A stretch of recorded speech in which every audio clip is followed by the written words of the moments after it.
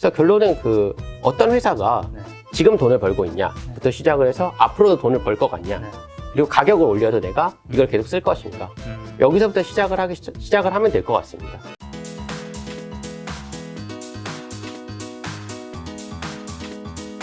자, 그럼 이제는 이제 주식시장의 구조와 네네. 대표적인 오해에 관한 좀 질문을 좀 드릴까 하는데 네네. 우리가 주식으로 돈 번 사람이 네. 사실 작년과 올해는 꽤 많지만 그렇죠. 그동안은 잘 없었잖아요. 네네. 이거는 팩트니까. 네. 왜 잘 없었을까요? 그러니까 이게 크게 두 가지 문제가 있는 네. 것 같아요. 이것도 두 가지 문제가 있는데 첫 번째는 이건 구조적인 문제라고 생각을 하는 게 네. 혹시 김 작가님 그 예전에 그동안 그냥 사셨던 집 중에서 제일 오래 사셨던 게 한 몇 년 정도 사셨어요? 집이요? 네, 집에서. 가장 오래 살았던 집은 이제 제가 뭐 대학교 때부터 네네. 서울에 오기 전까지 살았던 네네. 집. 거의 한 10년 살았죠. 네. 한 10년 정도 사신 게 이제 제일 오래 사신 거잖아요. 네네. 저 같은 경우에 이제 초등학교 때부터 살아가지고 이제 대학교 2학년 때까지 산 게 제일 오래됐으니까 한 14년, 연차로 14년. 네. 요 정도 되는데 네. 신기한가요? 제가 한 집에 14년 살았다. 요거. 네. 신기하십니까? 아니, 전혀 안 신기하죠. 근데 14년 동안 같은 주식 들고 있었다. 신기하십니까? 좀 신기하죠. 네. 그러니까 이게 굉장히 큰 차이인 거거든요. 주식도 투자자산이고 네. 부동산도 투자자산이에요. 근데 왜 주식 같은 경우에는 14년 들고 있으면 되게 신기하고 부동산 같은 경우에는 왜 14년 들고 있으면 안 신기하냔 말이죠. 일단 첫 번째는 네. 주식은 네. 오르기 위해서 산다면 네네. 내가 돈을 벌기 위해서 네네. 부동산은 네. 오르기 위해서 사는 것도 있지만 내가 네네. 살 곳이 필요하기 때문에 네네. 사는 경우도 있잖아요. 안 네. 올라도 깔고 앉으면 된다는 마인드도 있을 거고 거기다가 부동산은 결국에는 오른다. 네네. 이런 마인드가 좀 깔려 있긴 하잖아요. 그러니까 이게 그 다양한 비용들과 제약들이 있기 때문에 네. 부동산은 장기 투자하기가 되게 좋고 그렇죠. 주식 같은 경우는 장기 투자하기가 되게 어려운 어렵죠. 요 구조적인 특성 때문에 이런 문제가 있다고 생각을 합니다. 이게 일단 첫 번째 문제. 네. 장기 투자를 굉장히 어렵게 하는 네. 주식 시장의 특징. 이게 첫 번째 문제라고 생각을 하고 두 번째 문제는 뭐냐면은 여기에 결국 연결되는 문제거든요. 요것도 네. 인시라는 개념 아시나요? 인시. 그러니까 man hour 이렇게 쓰는 거. 한 사람이 1시간 동안 일하면 1인시입니다. 그러니까 한 사람이 2시간 일하면 2인시. 요게 이제 뭐 건축이나 이런 쪽에 건설 현장 이런 데서 네. 이제 쓰는 개념인데 네.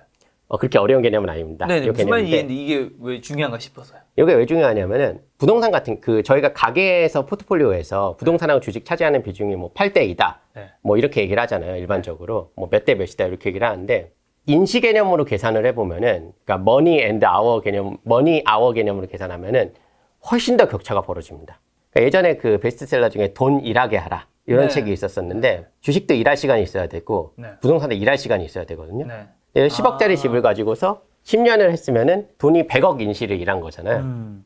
그런데 예를 들어서 그 주식 같은 경우에는 예수금으로 현금으로 있을 땐 일한 거 아니에요. 그럼 주식을 갖고 있는 상태에서 이게 똑같은 상황을 만들려면 삼성전자를 10억어치 사가지고 10년을 들고 있어야 돼요. 그런 분이 있었으면 부자 됐겠죠. 그렇죠. 네, 100억 인시를 일했으니까 주식에서. 그러니까 이 인시 개념을 생각을 하면은 이건 당연한 겁니다. 네. 그러니까 만약 주변에 이 정도로 그 주식을 열심히 일하게 만든 분이 있었으면은 네. 그만큼 많이 버셨을 거예요. 아니면 마치 부동산 하듯이 부동산 같은 경우에 자주 이사 안 하잖아요. 특히 자가인 경우에는. 네. 10년에 한 번씩만 사가지고 네. 10년마다 한 번씩만 팔았어요. 그래서 한 30년 동안 한 3번 팔았습니다. 네. 부자 됐을 겁니다. 종목만 잘 골랐다면. 한마디로 사람들이 돈을 못 버는 이유가 장기 투자를 하지 않기 때문이고 두 번째가 주식이 일할 시간을 주지 않았기 때문이다. 그러니까 장기 투자가 굉장히 어려운 구조적인 문제. 구조적인 문제. 요게 한 가지가 있는 거고 두 번째가 인시 개념으로 측정했을 때는 8대2도 아니고 그보다 훨씬 더 많이 벌어져요. 그러니까 대부분의 그 대한민국의 가게에서 주식이 일한 시간은 부동산에 비해서 반의 반도 안 됩니다. 그렇죠. 보통 한 3개월 지났는데 주가 좀 떨어지거나 네네. 지지부진하면 다들 뭐 그리고 또 다른 중요한 이유일 수도 있는 게 돈이 필요하면은 네. 대체로 유동성이 제일 높은 것부터 팔거든요. 네. 근데 사실은 그러면 안 되는 거죠. 기대 수익률이 제일 낮은 것부터 팔아야 되는 거죠. 그러니까 주식보다 집을 먼저 팔아야 될 수도 있어요. 상황에 따라서는. 그렇죠. 근데 그러시는 분은 주변에 없잖아요. 그렇죠. 아무래도 돈이 급전이 필요할 때는 네네. 유동성이 빠른 것부터 팔 수밖에 없는 게. 네네. 근데 돈이 급하지 않더라도 네. 주식을 제일 먼저 팝니다. 근데 사실 팔기 쉽다고 해서 제일 먼저 팔아야 되는 건 MTS를 아니죠. 바로 누르면 되니까. 네네. 오히려 주식을 굉장히 팔기 어렵게 만들어놨다. 예를 들어 저는 교수니까 주식을 한번 살려면은 총장님한테 가서 결제를 받아야 합니다. 네. 직접 친필로. 그 정도로 했으면은 아마 한국의 개인 투자 수익률이 훨씬 올라갔을 겁니다. 그러니까 이건 실제 예도 있는 게 런닝맨 최근에 주식 관련된 게임을 한번 했었거든요. 네. 아마 시청률 꽤 잘 나왔던 걸로 알고 네. 있는데 그때 이제 10년을 놓고서 그 1년을 2시간으로 만들어가지고 매매를 할 수 있게 게임을 했어요. 그러니까 10년에 한 번씩만 주가를 보여준 거죠. 물론 이건 이제 예능이기 때문에 주가가 오를 거, 내릴 거에 대한 정보를 살 수 있게 이렇게 좀 그 편집을 좀 하긴 했어. 그 모양을 좀 바꿔놓긴 했는데 굉장히 수익률 높게 나왔거든요. 꽤 많은 분들이. 그 정보 안 줬다고 하더라도 수익률 그 정도 나올 수 있습니다. 10년에 한 번, 1년에 한 번씩만 팔았으니까. 아니 저도 이거는 공감하는 게 네. 주식 관련 콘텐츠를 거의 1년 넘게 진짜 그렇죠. 집중적으로 찍었거든요. 네네. 정말 대한민국의 구루 같은 분들 거진 대부분 다 만난 것 같아. 네네. 그러니까 제가 그걸 다 흡수할 수가 없잖아요. 네네네. 왜냐면 제 실력이란 건 한계가 있고 하니까 뭐 1년밖에 안 됐는데 네네. 들은 것 중에 하나는 그냥 주식을 살 때 이 회사가 당장 내일 뭐 다음 주 다음 달은 모르겠잖아요 사실 네네네. 우리가. 근데 한 5년 뒤에 지금보다 정말 커져 있을 것인가? 네네. 이게 약간 시가총액 비중으로 생각할 수 있는 그렇죠. 비슷한 의미겠죠. 그렇게 네. 생각하면 조금 쉬워지는 것 같다는 생각이 들더라고요 저는. 그 주식이라는 거를 그냥 사물이라고 생각하면 훨씬 편한 것 같아요. 편의점 갔는데 네. 아르바이트 분이 그 가격 태그를 안 붙여놨어요. 근데 내가 라면 코너에 간다. 사는데 문제 있으신가요? 아무 문제 없죠. 네. 왜 아무 문제가 없을까요? 내가 그래도- 가격을 어느 정도 알고 있으니까. 네, 이미 어느 정도 알고 계시잖아요. 네네. 왜냐면 라면을 계속 사봤으니까 그런 거예요. 그렇죠, 경험의 그렇죠. 힘인 거예요, 이게. 그렇죠. 라면을 계속 사봤으니까. 네. 근데 주식 같은 경우에는 그 경험을 순수하게 숫자로만 해야 된다는 얘기죠. 네. 그러니까 훨씬 어려운 거죠. 근데 그럼에도 불구하고 주식도 일종의 물건 같이 네. 그렇게 평가 가능하다라고 하는 분들이 가치 투자자인 거고 음. 그냥 내가 이 가격의 변동을 보고서 가격의 변동을 맞추겠다라고 하면은 가치 투자자가 되기 어려운 거죠. 불가능하다고 말씀은 못 드리겠습니다. 네. 근데 굉장히 어렵다라고는 말씀드릴 수 있을 근데 것 사실 같아요. 그 가치 투자가 참 그래도 저는 네. 어렵다는 생각은 드는 게 네네. 어쨌든 그 지금 주식 가격 말고 그 가치 가격은 자기가 정해놓는 거잖아요. 네네네. 사실 저는 많은 개인 투자자들이 이걸 못 정하기 때문에 네. 주식 시장에서 굉장히 흔들리고 힘든 거라 생각하거든요. 그렇죠. 엄청 어려운 일이죠. 그러니까 네. 이게 그러니까 어떤 느낌이냐면은 그냥 과자 봉지가 있는데 네. 과자 봉지에 이젠 그 겉에 적혀 있는 건 보고서 맛있을지 안 맛있을지를 판단해야 되거든요. 그렇죠. 얼마나 맛있을지를. 그러니까 굉장히 어려운 일인 건 분명해요. 근데 그럼에도 불구하고 해야 되는 일인 거죠. 그러니까 정확하게 못 맞춰도 네. 대충은 맞출 수 있어야 되는 내 입맛에 맞을까 그죠. 이게. 대충은 맞출 수 있어야 되는 거고 네. 조금 그래도 네. 쉽게 할 수 있는 방법들은 몇 가지 있는 것 같은 게 삼성전자가 지금 시가총액 한 500조 원 되고 네. 그리고 최근에 2분기 실적이 나왔는데 네. 12조 정도 나왔거든요. 네. 근데 조가 붙어 있으니까 되게 어려운 것 같아요. 네. 단위를 한번 확 깎아가지고 편의점인데 이 편의점을 다 인수하려면 5억 정도 있으면 됩니다. 네. 그리고 이 편의점이 최근 3분기 동안에 1,200만 원 정도 순이익이 났어요. 네. 사시겠습니까? 3개월 동안에 1,200만 원 정도 순이익이 난 그 5억짜리 편의점 인수하시겠습니까? 그건 김 작가님의 이젠 그 기대 수익률에 네. 따라서 다를 수 있는 건데 네. 요 정도로 스케일을 줄여보면은 네. 대충 머릿속에 감이 훨씬 더 옵니다. 쉬워진다라는. 네. 조 막 이러고 있으니까 감이 잘 안 오잖아요. 근데 이제 이런 식으로 공을 뒤에 좀 잘라보면은 훨씬 더 의사결정이 편해지는 거죠. 편해진다. 자, 주식시장의 또 오해에 대해서 풀고 싶다고 했는데 구체적으로 좀 어떤 오해일까요? 일단 방금 전에 말씀드렸던 첫 번째 네. 오해가 가치와 가격에 대한 오해. 그러니까 굉장히 많은 분들이 가격이 올라가면은 가치도 올라가 있다라고 생각을 하는데 네. 꼭 그렇지 않을 수 있다는 거죠. 그러니까 가치는 그대로인데 가격만 올라갈 때도 되게 많아요. 그럴 때는 가격이 오히려 끌어내려지는 거죠. 네. 그 측면에서 이제 하나의 중요한 오해가 있다라고 생각을 하고, 그러니까 두 번째 이제 중요한 오해다라고 생각을 하는 게 이제 보유 기간하고 매수가, 거의 매수가가 있다는 수익률도 있다는 얘기겠죠. 네. 그러니까 요 세 가지가 어떤 내 의사결정에 영향을 준다라고 생각하는 거. 그러니까 수익률이 사실 얼마가 됐든 간에 그건 중요하지 않아요. 매입가에 관심 있는 건 나밖에 없습니다. 다시 말씀드리지만. 그래서 이젠 내가 결정을 해야 되는 거는 주가가 지금 얼마냐 하고 내가 생각하는 그 기업의 가치가 얼마냐. 현재만 중요하거든요. 그러니까 현재 합리적인 의사결정을 하면 돼요. 근데 굉장히 많은 분들이 내가 얼마에 샀지? 내가 수익률이 얼마지? 언제 샀더라? 이런 거에 따라 가지고 잘못된 의사결정을 할 때가 정말 많다는 거죠. 근데 이건 사실 아무 관심도 없는데 그러니까 내가 지금 샀든 나중에 언제 샀든 얼마에 샀든 간에 나는 그냥 지금 결정만 하면 돼요. 주가가 오를 것인가 내릴 것인가. 오를 것 같으면 사야 되는 거고 내릴 것 같으면 팔아야 되는 거고 애매하면은 갖고 있을 수는 있고 이런 상황인 거고. 세 번째로 이제 정말 많이들 하시는데 이게 저는 아직까지도 그 합리적인지 잘 모르겠는 게 한 가지가 있는 게 저희가 많이 이제 뭐 수급 분석 뭐 이런 식으로 표현을 하는 게 외국인 기관 개인이 얼마큼 사고 팔았냐. 그렇죠. 이거 되게 많이들 말씀하시잖아요. 많이 보죠. 이거 제가 실제로 이거 들었던 얘기거든요. 예전에 그 아르바이트 할 때 얘기였는데 제 옆자리에 계시던 분이 이렇게 얘기를 하시더라고요. 외국인과 기관이 그렇게 파는데 개인은 사네. 네. 이 표현에 문제가 있을까요? 아니요. 뭐 자주 들리는 말인데. 네. 그러니까 외국인 기관이 그렇게 파는데 개인은 사네. 네. 그냥 되게 편안하게 들리시죠. 근데 이게 뭐가 문제냐면은 그때 제가 뭐라고 답변했냐면은 아니 외국인과 기관이 파니까 개인은 사겠죠. 3개 더하면 0이잖아요. 그러니까요. 이건 필연적인 거예요. 누군가 팔아야 되고 누군가 사야 되고. 네, 누군가 팔고 누군가 사야지 거래가 되니까 네. 이건 지수하고 아무 상관이 없어요. 네. 그러니까 둘이 팔았으니까 하나는 샀겠죠. 근데 굉장히 많은 분들이 이런 식으로 의식을 한다는 거죠. 외국인과 기관이 팔았으니까 개인이 샀음에도 불구하고 주가는 떨어졌다. 네. 아니면은 외국인과 기관이 팔았음에도 불구하고 개인이 샀으니까 주가는 올랐다. 그러니까 나올 수 있는 조합은 6가지밖에 없어요. 네. 근데 말만 살짝살짝 바뀌는 거예요. 그게 무슨 의미가 있냔 말이죠.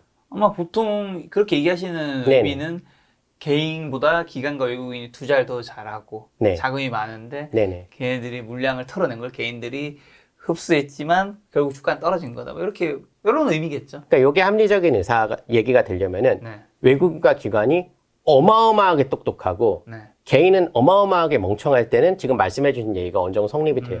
근데 저는 요 6가지 조합에서 모두 만들어낼 수 있다고 생각을 하거든요. 네. 뭐 예를 들어서 외국인과 개인이 순매수에 나섰음에도 불구하고 기관이 팔아가지고 주가는 떨어졌다. 네. 가 될 수도 있고 네. 반대로 외국인과 개인이 샀기 때문에 네. 기관이 매도했음에도 불구하고 주가는 올랐다. 네. 라고도 말할 수 있잖아요. 네. 그러니까 이거는 뭐 뉴스 기사를 내가 빨리 찍어야 된다. 그럴 때는 이거만큼 좋은 게 없죠. 근데 저는 얘기를 하는 게 과연 이게 무슨 의미가 있나? 그러니까 나올 수 있는 조합은 무조건 6가지밖에 없고 거기에서 나올 수 있는 추가적인 조합은 네. 보합까지 껴도 18가지밖에 없어요. 네. 그럼 18가지가 계속 돌아가면서 그냥 나오는 거예요. 네. 근데 그게 과연 의미가 있냐는 거죠. 그래서 이게 이젠 저는 굉장히 많은 분들이 이걸 굉장히 무겁게 생각을 하는데 이게 굉장히 중요하다라고 생각을 하는데 전 지금까지 한 번도 이게 중요하다고 생각해 본 적이 없고 앞으로도 그럴 것 같습니다. 그럼 뭐가 중요할까요? 그 회사 얼마짜리냐는 거죠, 결국. 그러니까 그것만 저는 관심이 있습니다. 그 얼마짜리냐라고 했을 때 네. 그 가치 투자가 좀 이어지면 네네. 가치 투자에서 가치란 뭘까요? 그러니까 기업의 본질 가치라고 네. 얘기를 하는데 이게 가치주 투자하고 조금 저는 구분해서 보는 측면은 네. 장부 가치가 그 본질 가치를 제대로 대변하지 못한 경우도 되게 많아요. 네. 그러니까 대표적인 게 방금 말씀드린 카카오. 카카오 같은 경우에는 뭐 자산 있는 게 뭐 본사, 뭐 사옥, 아니 뭐 서버, 뭐 이런 거일 거 아니에요. 그냥 네. 저희가 상식적으로 생각하면은. 근데 이건 그 기업의 가치하고는 별 상관이 없는 거죠. 무형자산이 굉장히 많죠. 네, 거의 대부분이 이제 저희가 볼 수 없는 그런 종류의 그러니까 자산으로 잡히지 않는, 회계적인 자산으로 잡히지 않는 거일 텐데, 네. 이걸 포함해가지고 도대체 그 회사는 얼마짜리냐. 네. 그게 이제 본질 가치의 개념인 거고, 쉽게 생각해서 내가 지금 그 기업을 산다면 얼마에 사겠습니까? 그게 내가 느끼는 그 기업의 본질 가치인 거죠. 전부 다 살 수 있다라고 하면. 네. 네, 그 정도로 생각을 하시면 될 것 같아요. 그럼 가치주와 뭐 가치 투자의 관계는? 혼용되는 경우가 굉장히 많이 있는데, 네. 그러니까 제 개인적인 주관은 가치주하고 가치투자는 구분돼서 볼 필요가 있다. 그러니까 가치주 투자라고 할 때 일반적으로 저희가 가치주를 자산주하고 거의 동의어로 생각을 하는데 네. 실제 지금 시장에 보면은 장부 가치, 그러니까 자산의 장부 가치하고 네. 기업의 장부 가치하고 기업의 실제 가치가 별로 그 관련이 없는 기업도 되게 많습니다. 네. 그러니까 저희가 흔히 아는 카카오, 네이버 이런 기업들 같은 게 PBR이 뭐 10배 이렇게 되거든요. 근데 이 북밸류 자체가 별 의미가 없어요. 네, 그러면 이건 신경 안 써야 되는 거죠. 오히려 다른 지표를 찾아가는 게 맞는 걸 수도 있는 거죠. 그러니까 예를 들어서 김작가 TV를 가치 평가를 하겠다라고 하면은 해주세요. 자산 의미 있나요? 의미 없죠. 네, 의미 없죠. 네. 그러면은 여기서 뭐가 생각해야 될 거는 뭐 구독자 수 같은 게 될 수도 있고, 조회수가 될 수도 있고, 시청 시간. 네, 시청 시간이 될 수도 있고, 네. 아마 그 보시는 건 훨씬 더 자세한 데이터가 있을 텐데 네. 그 데이터 중에서 찾아야 되는 거죠. 김작가 TV의 가치가 얼마인지 측정할 때는. 뭐 김작가 TV에 카메라가 몇 대가 있고 여기 촬영장이 스튜디오가 어떻고 이런 거는 네네. 본질적인 게 아닌 거예요, 여기는. 본질적인 게 아닌 거죠. 그러니까 김작가 TV의 가장 중요한 자산은 김작가인 거죠. 네, 김작가가 없으면 김작가 TV가 아니니까. 그렇네요. 네. 그렇다고 한다면 이제 김작가의 그 가치를 측정을 해야 되는 그런 상황이 나오는 거죠. 궁금합니다. 네. 제 가치가 얼마일지. 근데 이제 매매가 되는 걸 보면 어느 정도 평가가 되겠죠. 비슷한 정도의 수준의 이제 그 채널이 어느 정도로 평가를 받느냐. 이건 상대 가치 비교가 되는 거고, 네네. 절대 가치 비교는 이미 수익이 나고 있는 채널이잖아요. 네네. 그럼 내가 지금 요 정도의 수익을 내고 있고, 앞으로 수익이 요 정도 날 거라고 쳤을 때, 네. 이 채널은 그럼 어느 정도의 가치가 있느냐를 평가를 할 수가 있는 거죠. 자, 주식시장이 조금 옛날과 지금 분위기가 굉장히 많이 바뀐 것 같아요. 네네. 개인 투자자분들의 뭐 마인드도 그렇고, 네네. 애탔고, 계좌도 굉장히 많이 는 것 같고, 네네. 좀 이제 한 15년 되셨는데, 네네. 과거에 비해서 뭐 현재 시장이 좀 바뀐 점들 뭐가 있다 생각하세요? 일단 가장 크게 그래도 바뀌었다라고 네. 생각하는 게, 예전에는 그 많이 들었던 질문이 네. 어느 주식이 오르겠냐? 네. 이 질문인데 뭐 아직까지도 많이 듣긴 많이 듣습니다. 어느 주식이 오를까는 누구나 궁금해하는 그거는 뭐 네, 정답이죠. 어떻게 네. 보면. 그 빠질 수 없습니다. 네. 근데 요즘 들어서 많이 느끼는 게 네. 그래서 그 회사가 뭐 하냐라든가 앞으로 돈 많이 벌 것 같냐 이런 질문 하시는 분들이 옛날보다 많이 들었어요. 근데 그것까지만 해도 저는 굉장히 큰 발전이다라고 생각을 하거든요. 네. 그러니까 굉장히 많은 분들이 그래도 지금은 옛날에 비해서는 훨씬 많은 분들이 네. 기업이 돈을 벌어야 주가가 오른다. 네. 라는 거에 대해서 그래도 어느 정도 일리가 있다라고 생각을 하시는 거니까 그렇죠. 예전에 비해서는 그래도 많이 나아졌다라고 생각을 하고 있고 앞으로도 이 방향이 거꾸로 되지는 않을 것 같아요. 그러니까 이미 많은 분들이 그 기업의 가치하고 가격이 같이 간다라는 거를 그러니까 기업이 돈을 벌어야 주가가 오른다. 네. 이걸 인식하기 시작했으니까 네. 역방향으로 흘러가진 않을 것 같다라고 생각을 하고 결국 한국의 그 주식시장이 조금 더 선진화될 수 있지 않을까. 그렇죠. 점점. 옛날보다 확실히 분위기 좋아졌죠. 옛날보다는 진짜 훨씬 낫습니다. 그러니까 주가가 올라서 그런 게 아니라 네. 예전에 비해서 기업에 대해 물어보시는 분들이 정말 많이 들었어요. 마인드가 좋아졌죠. 네, 마인드가 확실히 그 예전에는 그냥 카지노 칩 같은 진짜 네. 느낌이었다라고 네. 한다면은 지금은 그래도 그 회사가 뭐 하냐 정도는 알아보시는 분들이 되게 많더라고요. 자, 네. 이제 주식 투자 좀 잘하는 방법에 대해서 조금 더 실전적인 이야기를 좀 여쭤보려고 하는데 네네. 좋은 종목은 네네. 그러면 교수님은 어떻게 찾으세요? 어떻게 어, 찾을까요, 우리가 종목을? 저는 이제 항상 추천을 드리는 게 네. 요것도 한번 살짝 비유를 들어보면은 네. 9급 공무원 시험 있고 네. 7급 공무원 시험 있고 행정고시 있잖아요. 네. 셋 중에 뭐가 제일 어려울까요? 행정고시가 제일 어렵죠. 네, 행정고시가 제일 어렵죠. 네. 보상도 행정고시가 제일 크겠죠. 제일 크죠. 그러면 다른 질문 살짝 바꿔보면은 그러니까 수능 시험에서 수학 시험이라고 치면은 네. 4점, 3점, 2점 있잖아요. 네. 셋 중에 뭐가 제일 어려울까요? 당연히 그 점수가 높고 산업재가 제일 네. 어렵죠. 그러니까 지금 저희가 이제 아는 요 세상은 네. 난이도가 어려우면은 네. 보상도 크다라는 걸 저희가 은연중에 학습을 하고 있거든요. 그렇죠. 네. 주식시장에서 안 그렇습니다. 쉬운 비즈니스 하는 기업이 네. 수익이 훨씬 잘 날 때도 굉장히 많아요. 그러니까 난이도하고 보상이 비례하지 않는 시장이라는 거죠. 네. 근데 그렇다고 하면 저희가 쉬운 문제를 풀어야 될까요? 어려운 문제를 풀어야 될까요? 당연히 쉬운 문제부터 풀어야죠. 네, 무조건 쉬운 문제부터 풀어야 되는데 네. 굉장히 많은 분들이 어려운 문제를 먼저 보시고서 네. 막 고생을 하세요. 그러니까 예를 들어서 뭐 신약 이런 거 되게 어렵잖아요. 어렵죠, 누가 어렵죠. 봐도. 사업 보고서 봐도 이거 뭐 하는지 전혀 모르겠고. 네. 근데 그런 거 이제 열심히 공부를 하십니다. 네. 그리고 열심히 공부를 하시고 나서 이제 내가 이 회사에 대해 잘 안다라고 생각을 하고 투자를 하세요. 근데 그 보상이 좋을 때도 있어요. 좋을 때도 있는데 나쁠 때도 진짜 많습니다. 그럼 제가 1번을 추천드릴 수 있는 거는 가장 쉬운 종목부터 시작을 해야 되겠죠. 뭔데요, 쉬운 종목이? 여러분 카드에 적혀 있는 것들. 아, 네. 내가 특히 소비하고 있는 것들 매일 하는 거. 매일 하는 거. 네. 그러니까 매일매일 내가 카드를 긁어야 되는 정도의 그 기업이다라고 하면은 내가 적어도 애널리스트보다 더 똑똑할 수도 있는 거잖아요. 그 기업이 어느 걸 팔고 어느 걸 사냐에 대해서. 생활성의 종목 발굴법 뭐 같은 건가요? 거의 비슷한데 이제 조금만 다른 거죠. 네. 꼭 생활성에 있을 필요까지는 없고 이제 내가 자주 사고 이제 적어도 카드를 긁을 수 있는 그 정도만 돼도 일반적으로 쉬운 종목이다. 라고 얘기를 할 수 있는 거고 거기서부터 시작하는 게 일단 가장 좋지 않을까. 내 소비는 기업의 매출로 이어지고 매출은 네네. 주가로 어느 정도 이어질 테니까. 거기에 더해서 내가 그 기업에 대해서 굉장히 쉽게 알 수 있는. 네. 그래서 하는데 얘도 게임 회사인데 내가 게임을 되게 좋아하는데 게임이 영 망작이에요. 해봤더니. 그럼 그 회사를 갖고 있으면 안 되는 거죠. 안 되죠. 네. 근데 여기에 대해서 오히려 애널리스트나 시장에 비해서 내가 더 민감할 수도 있는 거죠.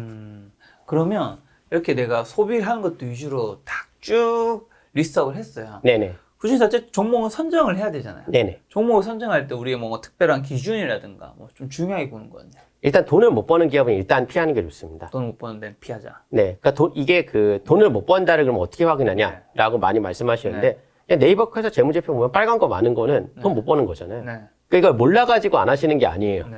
대부분 분들이 이젠 이 회사가 적자나는 거 뻔히 아는데 오를 거라고 하십니다. 그러면서 투자를 하세요. 그러니까 이건 지식적인 문제가 아니라 믿음의 문제인 거죠. 네. 기업이 돈을 벌어야지 내가 돈을 번다. 여기에 대한 믿음이 굉장히 많은 분들이 없기 때문에 사실 있는 일이고 기업이 돈 버는지 못 버는지 확인하는 건 되게 쉽습니다. 네. 재무제표 열어보면 돼요. 그렇죠. 나오죠. 네네. 단기 순위. 그 다음으로 이제 고민해야 될 게 앞으로도 벌 것 같냐. 그리고 이제 요즘 약간 세상이 바뀌었다라고 생각하는 게 무료인 서비스들이 되게 많잖아요. 네. 예전에 비해서. 유료화해도 쓸만한 서비스 하는 회사. 네. 그런 회사는 투자할 가치가 있죠. 그러니까 지금은 그 무료기 때문에 재무제표에는 비용으로만 잡히겠지만 이걸 유료화해도 난 써야 되겠다. 네. 라고 생각이 들면은 그건 가치가 있는 비즈니스인 거잖아요. 네. 그러니까 예를 들어서 저희 같은 이제 연구하는 사람들은 없으면 못 사는 게 구글 스칼라 같은 논문 검색 서비스. 이 공짜거든요, 이거. 구글 스칼라 같은 경우에. 네.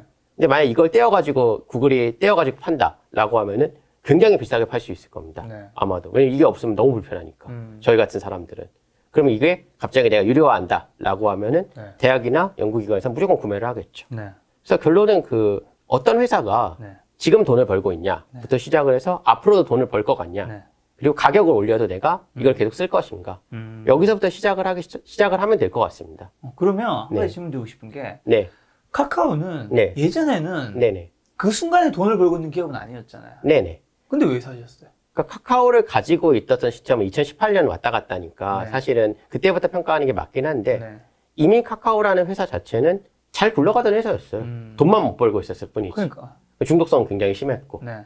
근데 거기에 그냥 광고를 좀 끼워 넣고 네. 네, 그럼에도 불구하고 소비자는 못 떠나고 그래서 돈을 번 거예요. 그러니까 무료라고 하더라도 유료화할 수 있는 서비스는 그건 분명 가치가 있는 거죠. 그러니까 지금 돈을 조금 잘 벌고 있는 건 아니었지만 네네. 향후 돈을 벌 것 같은 가능성이 굉장히 높아 보였기 때문에 네. 계속 가지고 계셨다. 그러니까 그때도 되게 고민을 많이 했었던 게 이게 분명 중독성이 굉장히 심한 그 서비스이긴 했는데 네. 그래도 광고 너무 많이 넣으면 그때는 빠지지 않을까라는 생각을 좀 하긴 했었는데 네. 결과적으로 광고를 넣기 시작한 게 작년인가 재작년 이 정도에 이제 넣기 시작했는데 톡비지. 네, 못 떠나더라고요. 네. 사람들이. 그렇죠. 네. 그래서 앞으로도 그 정도의 매출은 나올 거고 더 증가하면 증가하지 줄진 않겠죠. 아마. 그렇죠. 앞으로도 못 떠날 것 같아요. 이제는 모든 국민이 문자를 안 쓰잖아요. 그렇죠. 그러니까 예를 들어서 지금 지금 시간 정도, 그러니까 점심 시간 정도에 카카오가 한 1시간만 먹통이 된다. 네. 라고 하면은 이제 욕을 바가지로 먹을 거예요. 실시간 검색어에 나와요? 네. 실시간 검색어 진짜 요즘은 실시간 검색어가 있을지 모르겠지만 없지만 옛날에는 네네. 이제 그 정도 나올 정도로. 그렇죠. 카카오가 1시간만 멈춰도 아마 굉장히 많은 사람들이 불편해할 것이라고 생각을 합니다. 그만한 이제 무게가 있는 서비스가 된 거고 그건 가치가 있는 서비스인 거죠. 무료건 유료건 간에. 저는 우리 일상생활에서 사람들이 그 휴대폰에 카카오톡 못하게 하고 네네. 그다음에 유튜브 못 보게 하고 인스타그램 못하게 하는 순간 네네. 그 자기 일상생활에 굉장히 어쩔 줄 몰라 할 것 같아. 그러니까 왜냐 우리가 뭘 먹을 때도 네네. 사진 찍어서 막 인스타 빨리 올려야 그렇죠. 되고 네. 뭐 어디 갈 때도 심심할 때 유튜브 봐야 되고 네네. 뭐 약속 정하고 뭐 쓰잘데기 없는 얘기할 때 카카오톡을 해야 그렇죠. 되는데 그걸 못하는 네네. 순간 우리 모바일에 되게 빠져있는 시간이 되게 길잖아요 지금. 거의 이젠 모바일 같은 경우는 중독이라고 봐야 되는 네. 거고 이제 없는 세상을 저희가 생각하기가 굉장히 힘들잖아요. 그러니까 그런 의미에서 워렌 버핏이 애플에 투자한 거 아닌가라는 생각이 듭니다. 이제는 이게 사치제나 내구제가 아니라 그냥 필수품이다. 그렇죠. 라고 생각을 하면은 버핏이 딱 좋아하는 업종이죠. 그럼 매수하지 않아야 되는 종목은요?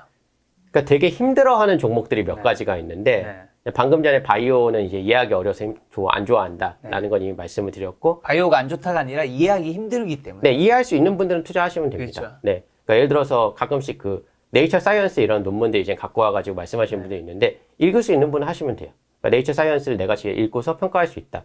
그 정도의 분들이면은 아무 문제 없습니다. 투자하는데. 오히려 해야 돼요. 그분들이 정말 잘 아는 거니까.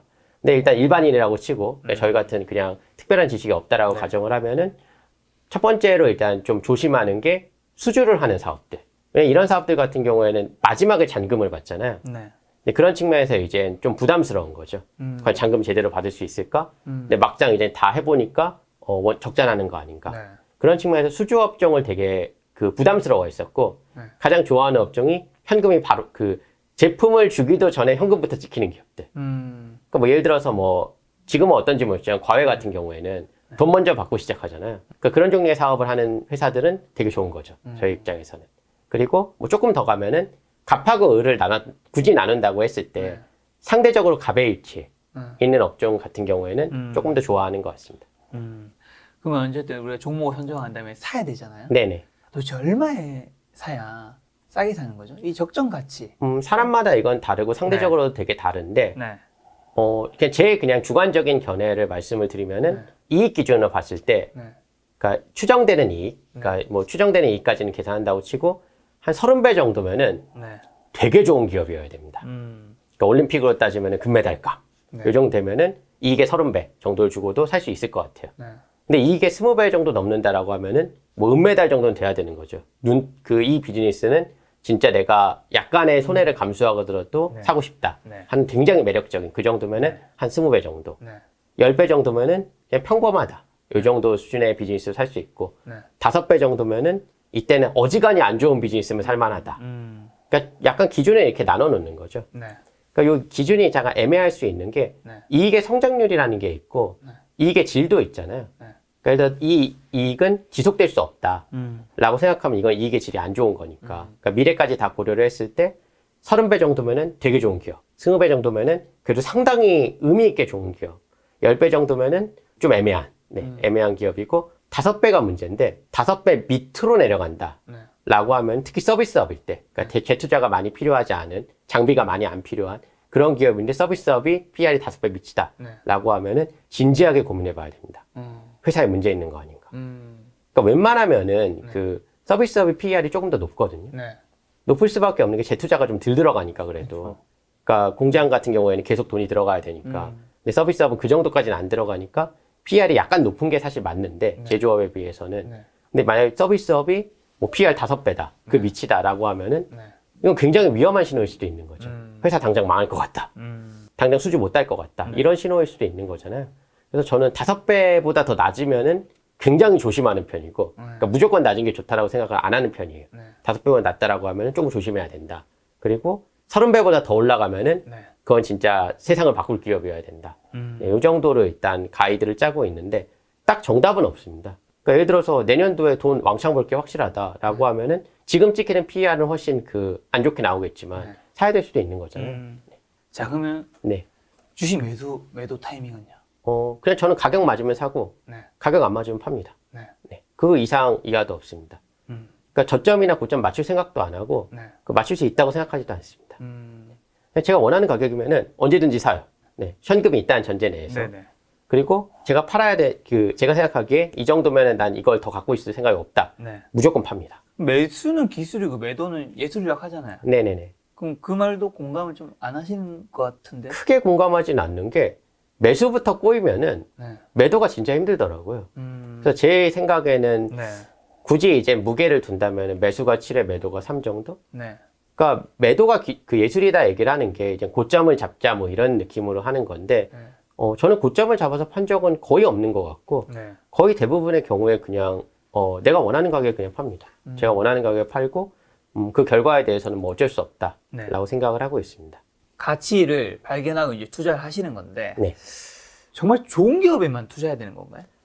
아닐 수도 있다라고 생각을 합니다. 아닐 수도 있다라고 네. 생각을 하는 거는 예를 들어서 내가 네. 나쁜 기업을 평가하는 데 있어서 특별한 재능이 있다라고 하면 그때는 오히려 나쁜 기업이 그분한테 블루오션이 될 수도 있는 거죠.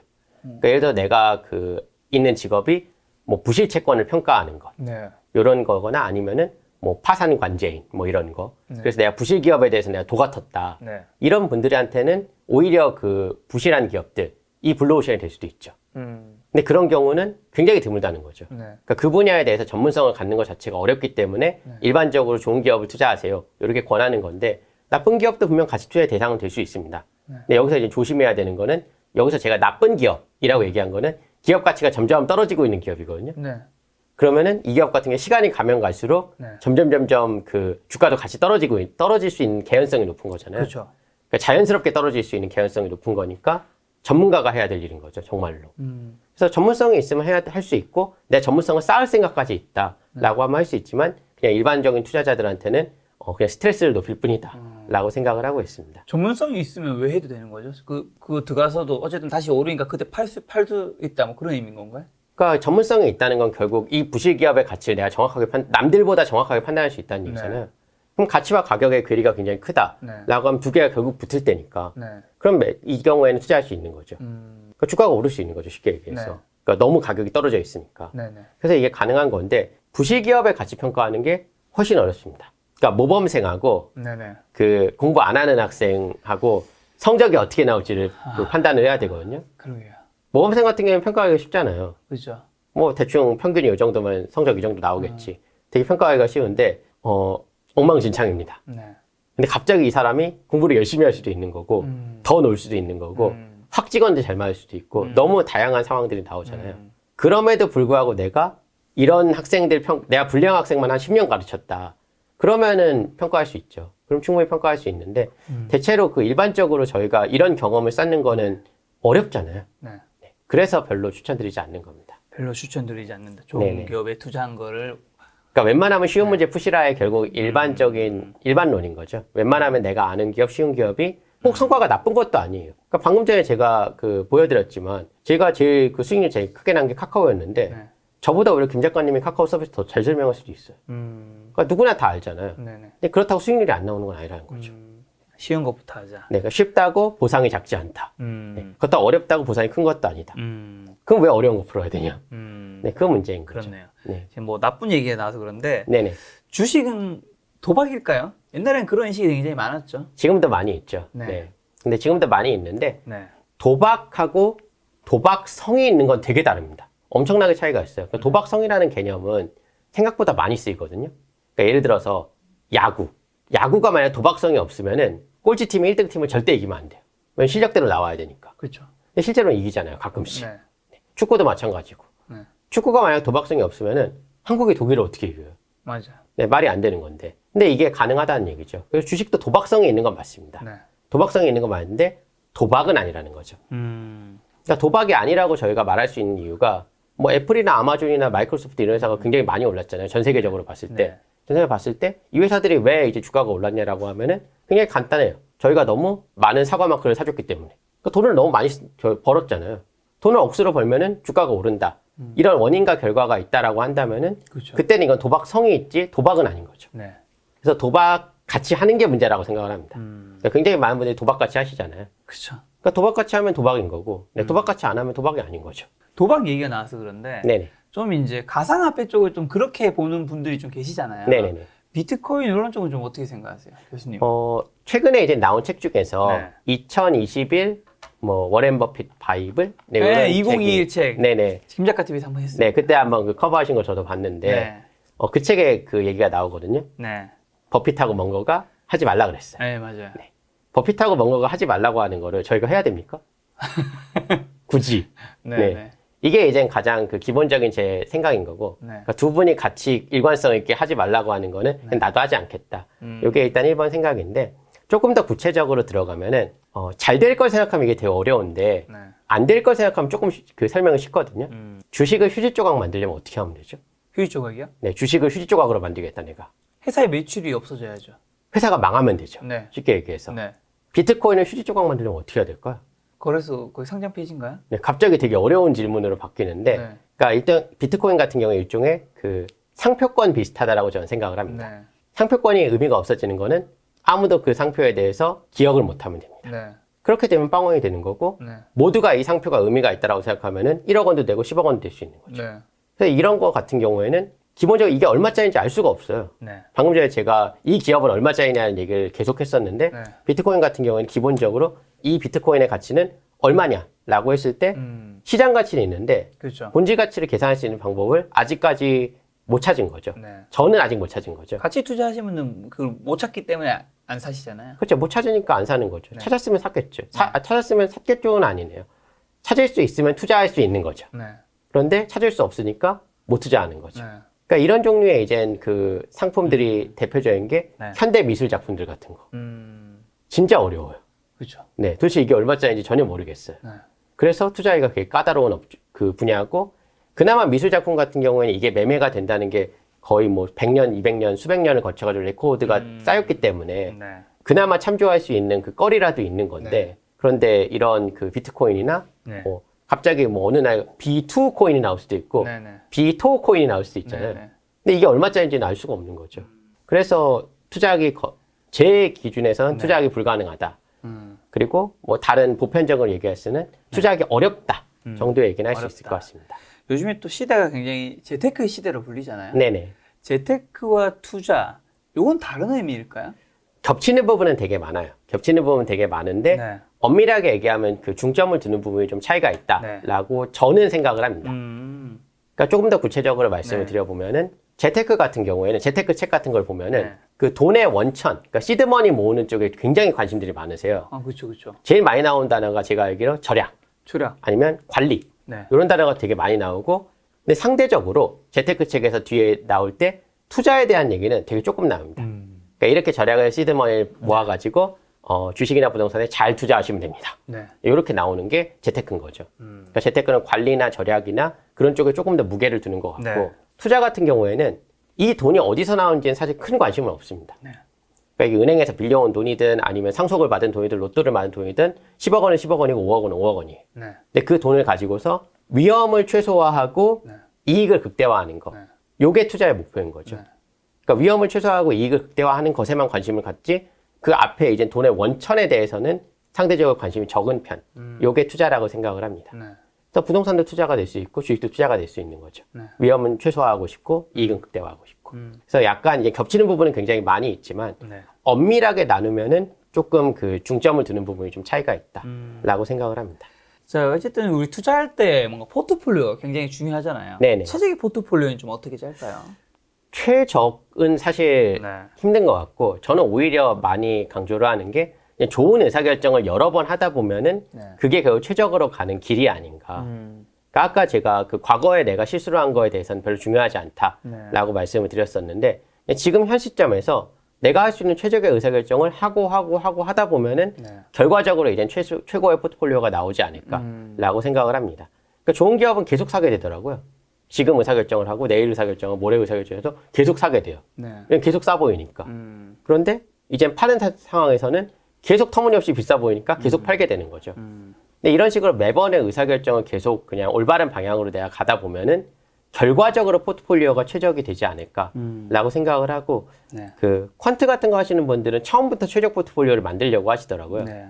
근데 제가 이제 퀀트 투자자가 아니기 때문에 잘 모르는 걸 수도 있겠지만 굉장히 이거는 그 힘든 일이다. 처음부터 최적의 포트폴리오를 딱 끄집어낸다. 네. 이건 굉장히 어려운 일이라고 생각을 하고 그냥 차근차근 쌓아가다 보면은 그러니까 계속 올바른 결정을 하다 보면은 그게 이제 최고의 포트폴리오가 나오는 게 아닌가라고 생각을 하고 있습니다. 자, 요즘 투자자분들은 사실 유튜브 방송 많이 보잖아요. 네네. 아무래도 이제 투자자분들에게 유튜브의 그 재테크 채널들은 네네. 필수품 같은 것처럼 이제 늘 그렇죠. 시청이 네, 되는데 정말 많이들 보시죠. 네. 뭔가 좀 아쉬운 점 있으세요? 아쉽다라기보다는 조금 네. 이건 위험하지 않나라는 생각을 할 때는 가끔 있는 게 아무래도 그 슈퍼개미 분들이 이제 돈 많이 버신 분들의 채널을 많이 그 구독을 하시잖아요. 그렇죠. 그게 뭐 어쩔 수 없다라고 생각을 하는데 이제 걱정이 되는 부분은 뭐냐면은 굉장히 많은 그 유튜버분들이 결국 원하는 거는 경제적 이득이잖아요. 그러니까 돈을 버는 거 쉽게 얘기해서. 네. 그러니까 돈을 벌기 위해서 영상도 되게 잘 찍으시고 그렇죠. 노력해서 찍으시고 하는 건데 맞아요. 사실 진짜 슈퍼게임이나 주식으로 정말 돈을 많이 번 사람들한테는 이런 경제적 동인이 별로 없거든요.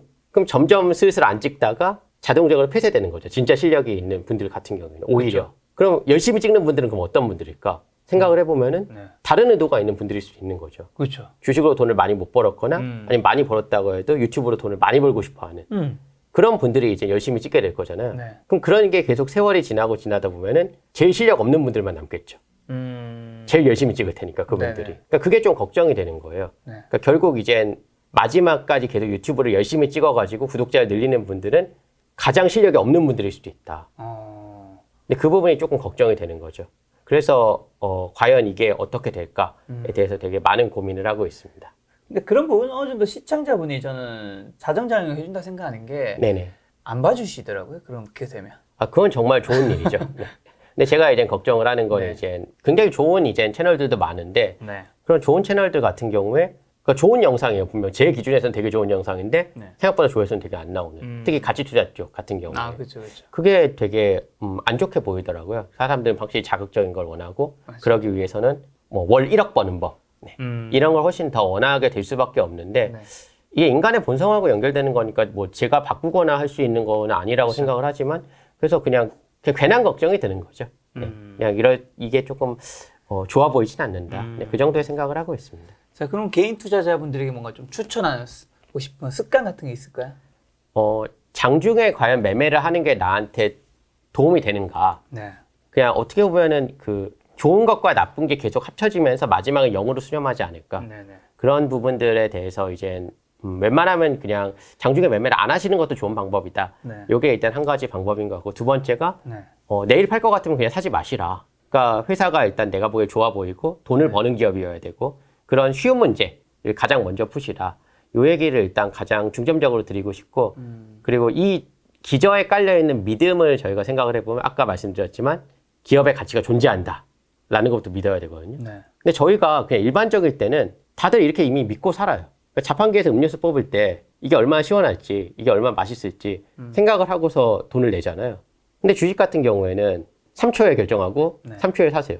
얼마짜리인지 고민도 안 하시고. 근데 이걸 그냥 주식을 그냥 사물이다, 실물이다 라고 생각하면은 절대 안 할 활동들을 정말 많이들 하시거든요. 네. 그냥 항상 말씀을 드리는 게 휴대폰 바꿀 때만큼만 고민을 하시라, 제발. 노트북 바꿀 때 정도로 고민을 하시면은 네. 지금보다 더 훨씬 훌륭한 그런 결과가 나올 거라고 확신을 합니다. 자, 그럼 주식 투자에서 가장 중요한 건 뭐라고 생각하세요, 교수님은?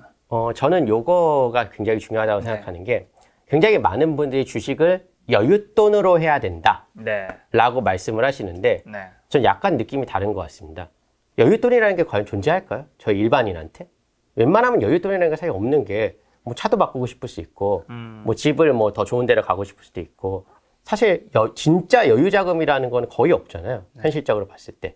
전 주식은 참는 돈으로 해야 된다라고 생각을 합니다. 그러니까 차 사고 싶은 거 참고 있는 거고 해외 여행 가고 싶은 거 참고 있는 거고 그거 그냥 참는 돈인 거예요. 좋은 의미다. 네. 그러니까 돈 쓰시고 싶은 거 쓰셔도 돼요. 저는 생활비 쓰는 거 문제 없고 뭐 컴퓨터 바꾸는 거 문제 없다고 생각하는데 대신 요 정도 금액은 참고 있어야 되는 거죠. 네. 그 참는 돈이 늘어나면 늘어날수록 주식이 주식으로서 일할 수 있는 시간이 점점 늘잖아요. 돈이 일할 수 있는 시간을 충분히 줄수록 그게 더 늘어날 수 있는 여지가 있는 거죠. 그래서 주식은 여윳돈으로 해야 된다, 내지는 남는 돈으로 해야 된다. 네. 이건 전 적당한 표현이 아니라고 생각을 하고 네. 주식은 그냥 참는 거죠. 내가 더 많은 돈을 얻기 위해서 주식이라는 것에서 돈이 일할 기회를 주는 거다. 그렇죠. 그래서 이게 충분히 참고 있는 사람한테는 그만한 성과가 있는 거고 못 참는 사람한테는 그만큼 성과가 덜한 거죠. 네. 대신에 너무 많이 참지는 않으셔도 됩니다. 차라리 저는 1억 정도를 넣고서 1년 동안 투자하는 것보다 1,000만 원 넣고서 10년 투자하는 게 훨씬 더 값지다고 생각을 해요. 더 높은 수익률을 거둘 수 있는 그 부분이기도 하고. 그런 측면에서 주식에 넣은 돈은 웬만하면 난 잘 빼지 않는다고 생각해라. 근데 요게 존리 대표님이 이미 하시는 말씀인데 그렇죠. 넣고 참으라는 거. 참을 수 있는 정도의 돈을 넣고서 네. 가만히 있는 거. 그러니까 주식이 참 어려운 게 가만히 있기가 정말 어렵잖아요. 그렇죠. 가만히 있어야 될 때는 그냥 가만히 있어야 됩니다. 참아야 될 때는 참아야 됩니다. 자, 교수님이 이제 현재 근무하고 계신 곳이 이제 창원대 네네. 글로벌 비즈니스학부에서 이제 기업 재무 가르치시는 이제 조 교수님이신데, 네. 야, 이 촬영 때문에 서울까지 오셨잖아요. 네네. 자, 김작가 TV 시청자분들에게 마지막으로 뭐 하고 싶으신 말씀 있을까요? 그러니까 쉬운 문제하고 어려운 문제가 있을 때 쉬운 문제를 먼저 푸시는 게 맞다. 네. 그러니까 쉬운 문제를 푼다고 해서 내 수익률이 낮게 나오는 건 절대 아니다. 이걸 꼭 기억을 해주시면 정말 좋을 것 같고 두 번째가 이건 믿음의 문제라서 사실 제가 강요할 수 있는 문제는 아닌 것 같지만 기업의 가치라는 게 존재한다. 그러니까 존재하고 가치와 가격이 결국 그 가치 쪽으로 가격을 끌어당기는 이런 이 방향성이 있다. 요 정도만이라도 기억을 해주시면은 그래도 다른 그 투자자들에 비해서 더 좋은 성과를 낼 수 있지 않을까라고 저는 개인적으로 생각을 합니다. 그러니까 전 주식을 가르치는 입장에서 주식이라는 거 이제 가르치는 입장에서 지금의 변화가 정말 반가운데 아직까지도 주식은 도박이다라고 하시는 분들도 많고 도박 같이 하시는 분들도 정말 많은 것 같아요. 근데 그 문제가 이제 앞으로 세월이 지나면 물론 해결이 될 거라고 생각을 하지만 이제 점점 나아지고 있고 앞으로 더 나아질 거라고 생각하지만 더 많은 분들이 주식과 기업을 좀 더 동일시할 수 있는 그런 세상이 됐으면 좋겠다라는 생각을 하고 있습니다. 오늘 만남의 손님은 권효영 교수님이었습니다. 지금까지 여러분 소중한 시간 함께 해주셔서 정말 감사합니다. 오늘도 김 작가였습니다. 고생 많으셨습니다. 네, 수고하셨습니다.